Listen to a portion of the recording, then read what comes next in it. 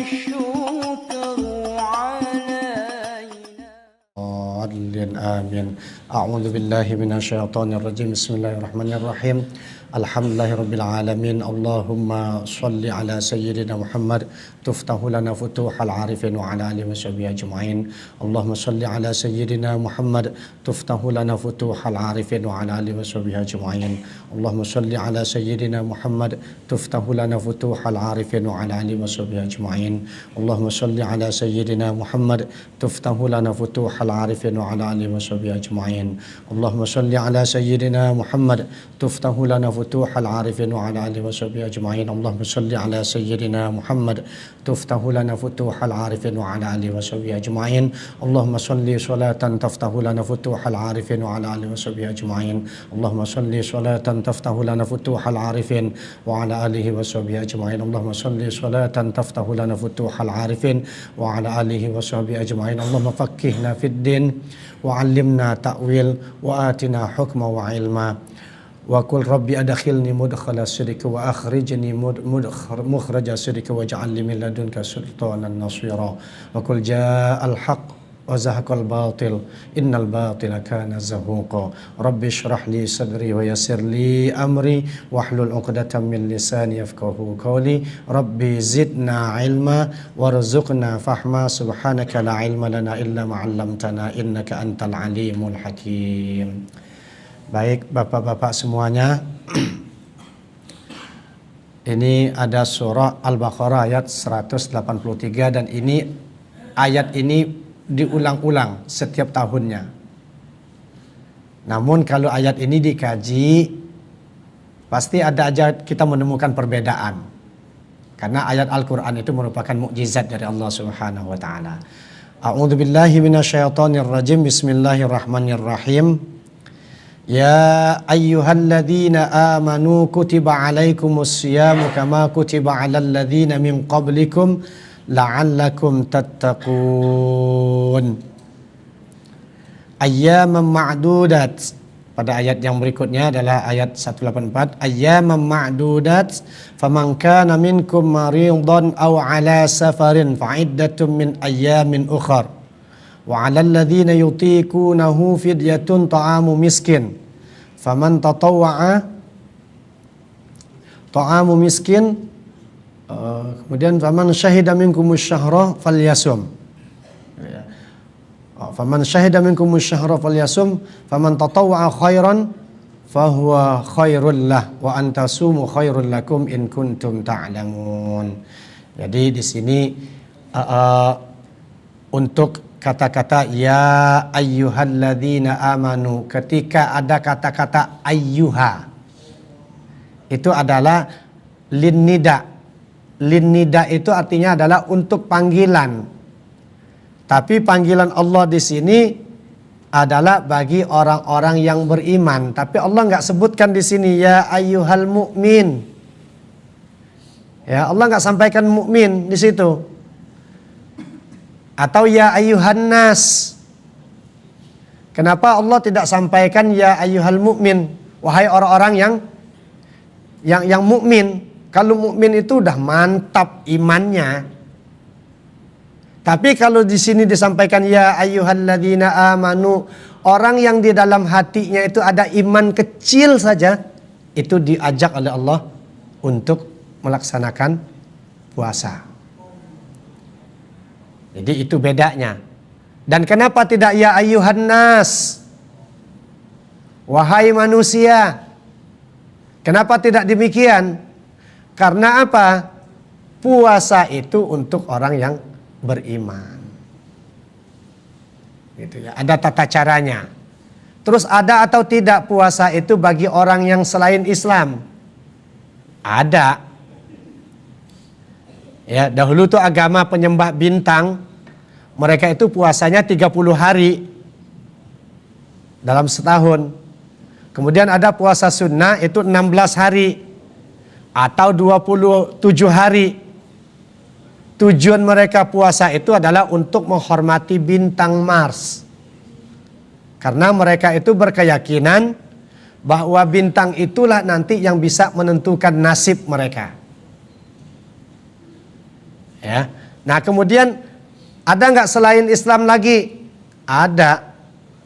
Yahudi. Yahudi itu melaksanakan puasa selama 40 hari. Ya, mereka melaksanakan puasanya itu selama 40 hari.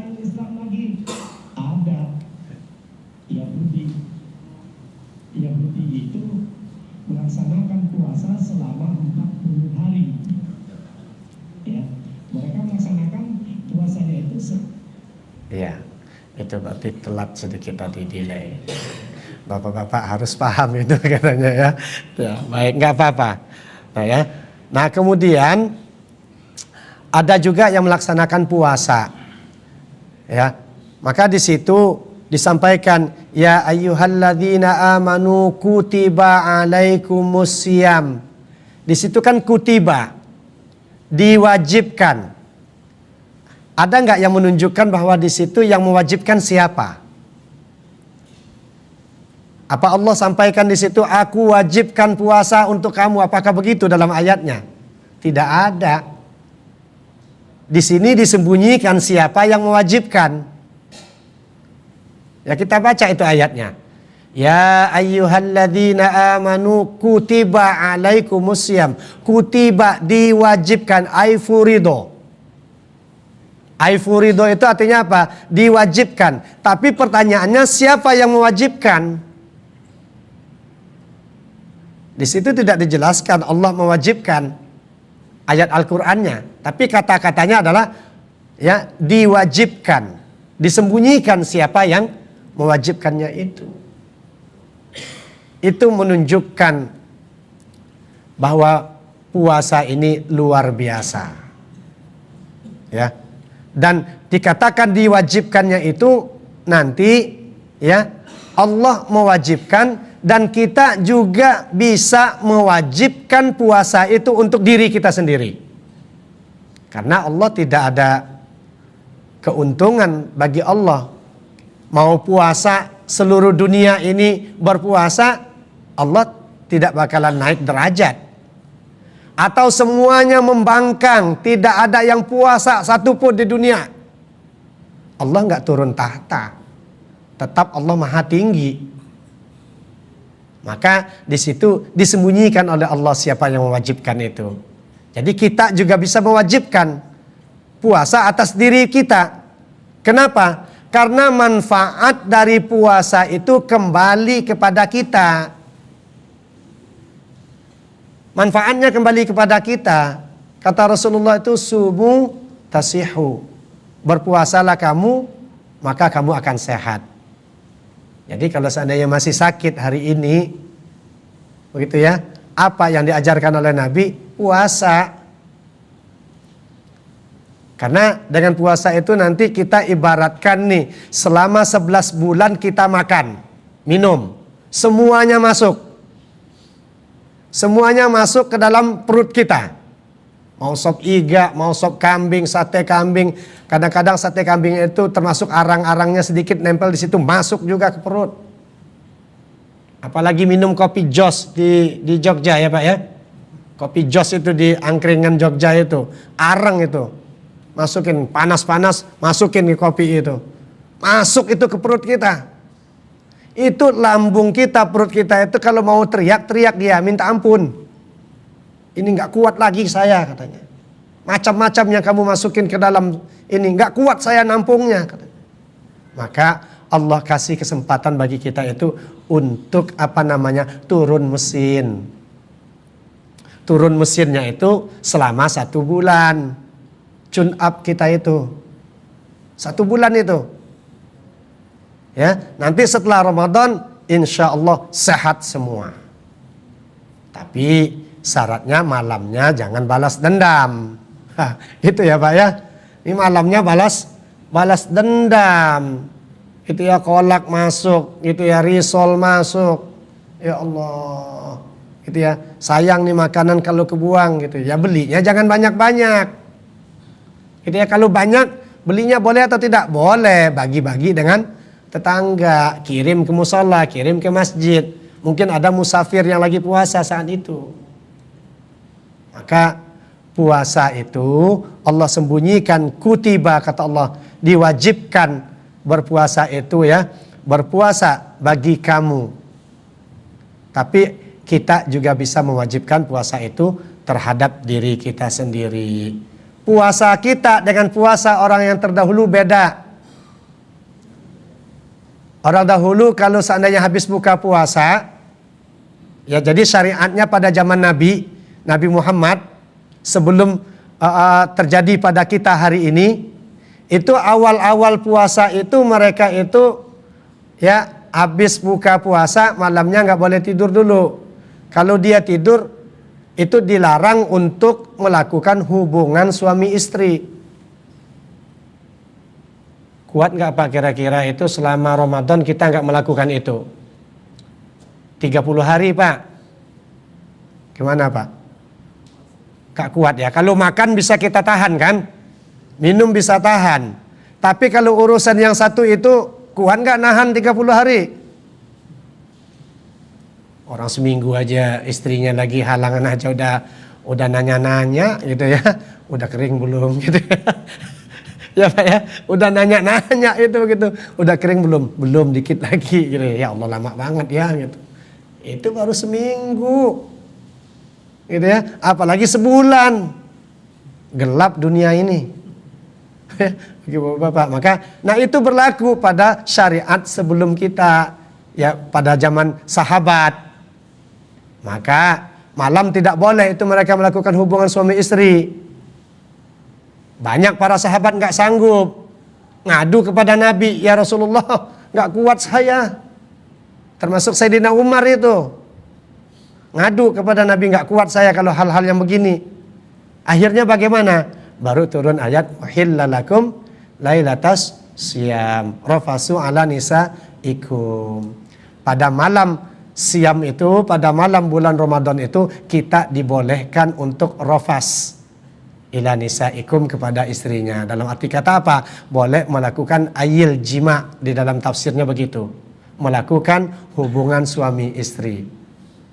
Itu. Maka setelah itu pada sahabat itu kemudian turun ayat itu, maka hari ini kita enak. Coba kalau seandainya Pak, para sahabat Nabi itu dulu kuat, mereka kuat nahan selama 30 hari itu, ya maksimal 30 hari atau 29 hari mereka kuat nahan, maka syariat itu berlaku sampai hari ini.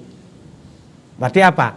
Ada hikmahnya, mereka dulu nggak kuat, kita yang diuntungkan, gitu ya. Nah kemudian kalau puasa, kalau seandainya puasa di siang hari nggak boleh tidur, lagi puasa nih.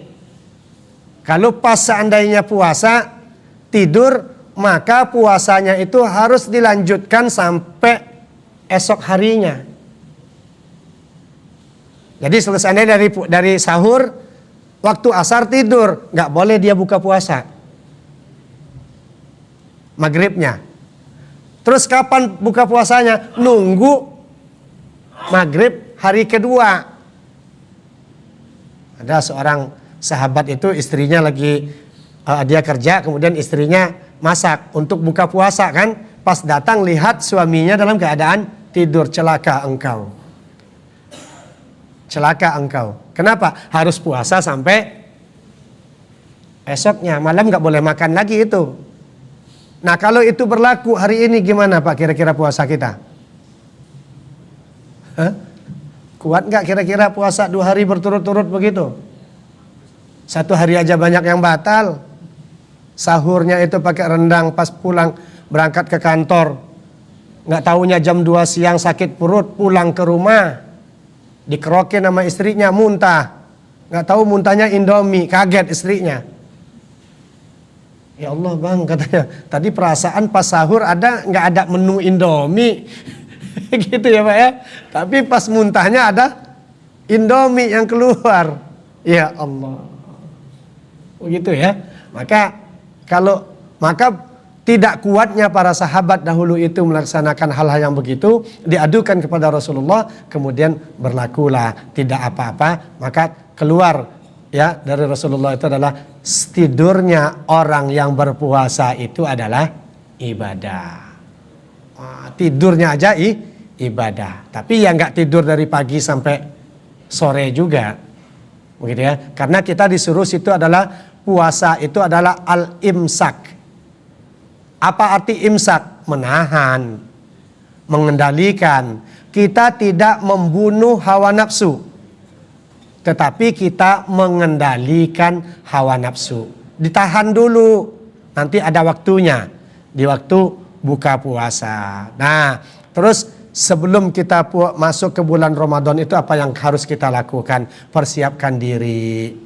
Kita harus kenal dulu, ya, kenal yang namanya puasa.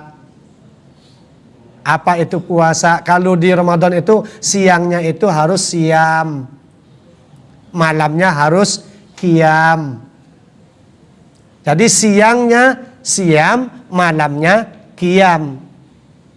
Kemudian pelajari terlebih dahulu tentang apa yang menjadi wajib dalam puasa, apa yang menjadi larangan dalam puasa, anjurannya apa saja, kemudian nanti yang dicegah tidak boleh dilakukan apa saja, itu harus kita pahami sebelum masuk bulan Ramadan. Dan kenapa kita harus sampai ke bulan Ramadan? Sampai Nabi ngajarkan kepada kita itu doa. Mulai dari Rajab, Allahumma barik lana fi Rajaba wa Sya'bana wa ballighna Ramadan.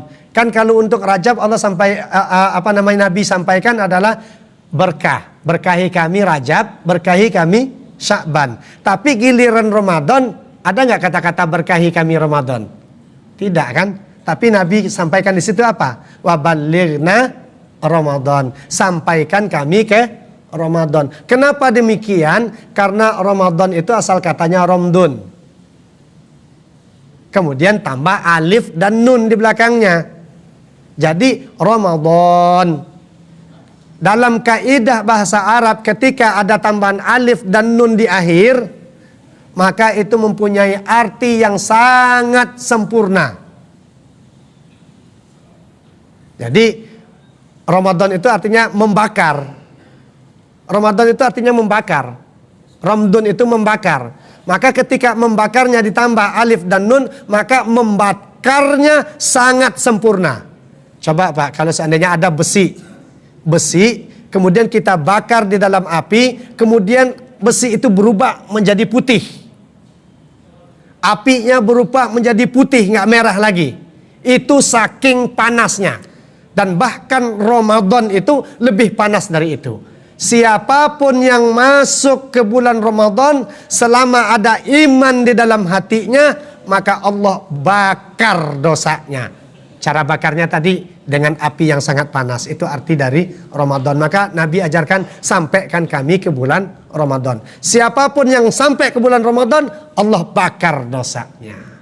Maka kita berucap itu sebelum itu, yaquluna rabbana ighfir lana wali ikhwaninal ladzina sabaquna bil iman wala taj'al fi qulubina ghillal lil ladzina amanu rabbana innaka raufur rahim. Jadi minta ampun dulu kepada Allah sebelum masuk Ramadan. Bersih rumah, bikin tempat ibadah sendiri, bikin mihrab. Mihrab itu tempat ibadah. Jadi nggak ada yang boleh lewat depannya. Jadi bikin tempat ibadah khusus untuk Ramadan. Kalau tahun kemarin belum hatam Al-Quran, tahun ini wajibkan diri hatam Al-Quran. Kalau tahun kemarin 1 kali, tahun ini wajibkan 2 kali. Kita yang wajibkan sendiri. Kenapa? Kalau kita serius baca Al-Quran 45 menit, 40 menit selesai 1 juz. Kalau lagi libur ya baca Al-Quran. Itu yang bisa disampaikan, mudah-mudahan manfaat. Karena keterbatasan waktu kita, sebenarnya itu ayat ini adalah kutiba alaikumusiyam kama kutiba alal ladzina min qablikum la'allakum tattaqunnya itu belum kita kupas hari ini. Mudah-mudahan bermanfaat dan ada kita pada tahun ini bisa melaksanakan puasa, kita sampai ke bulan Ramadan semuanya dalam keadaan sehat wal afiyah. Mungkin ada yang ditanyakan, silakan Mas.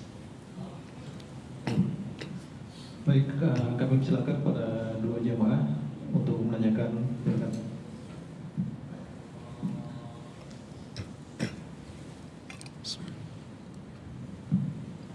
Bismillahirrahmanirrahim. Assalamualaikum warahmatullahi wabarakatuh. Waalaikumsalam warahmatullahi wabarakatuh.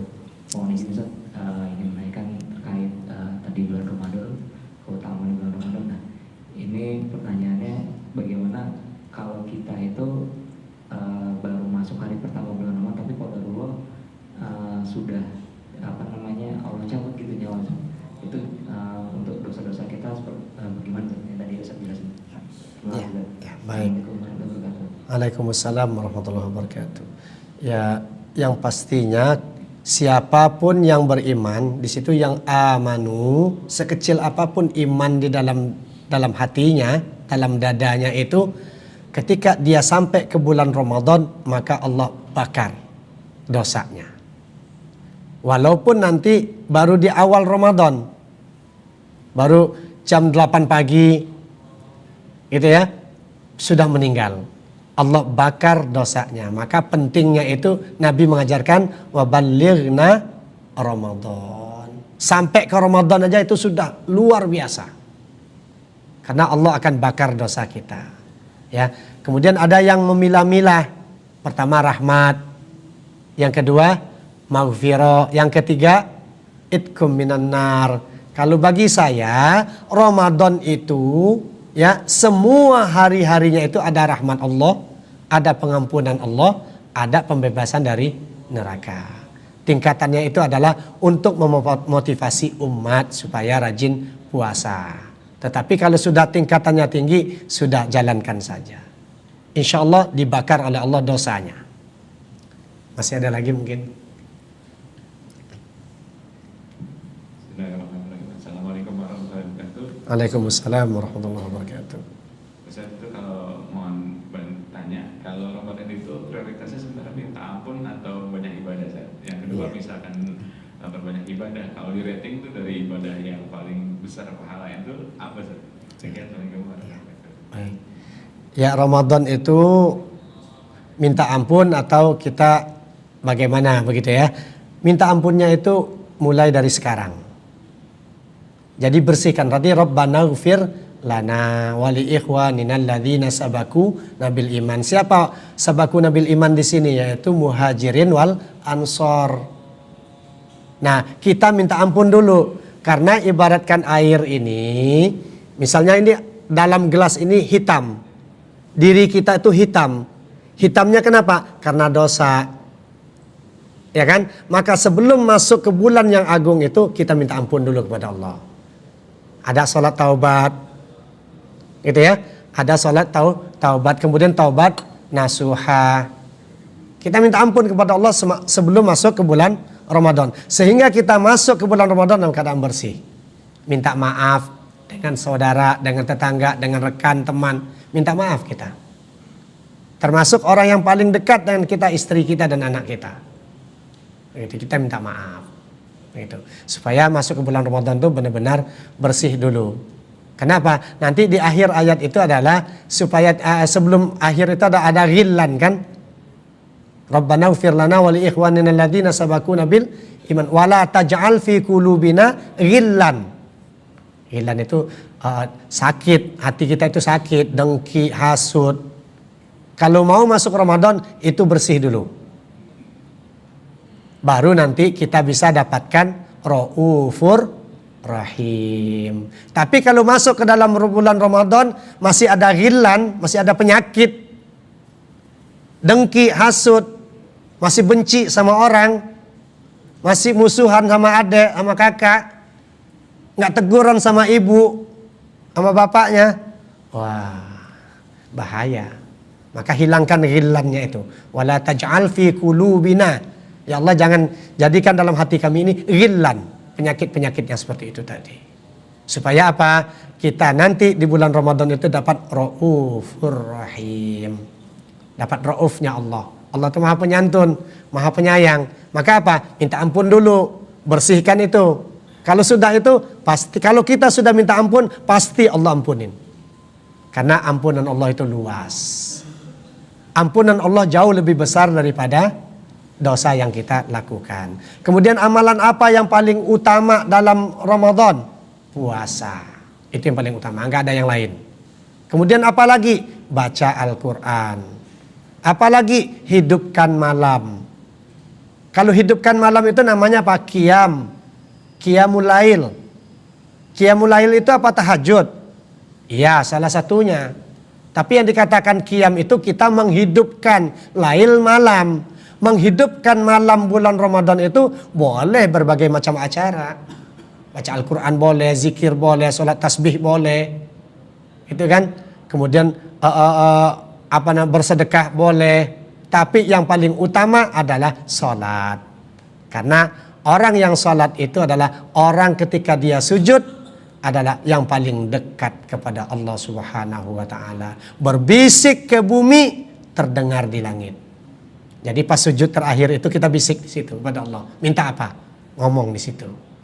Ya, pas salat itu berbisik kita habis sujud terakhir itu berbisik kepada Allah, minta apa? Ya, kita bisik ke bumi, kepala kita letakkan di bumi, kita bisikin di situ tapi terdengar di langit.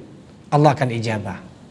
Idza sa'alaka ibadi anni fa inni qarib ujibu da'watad da'i idza da'an.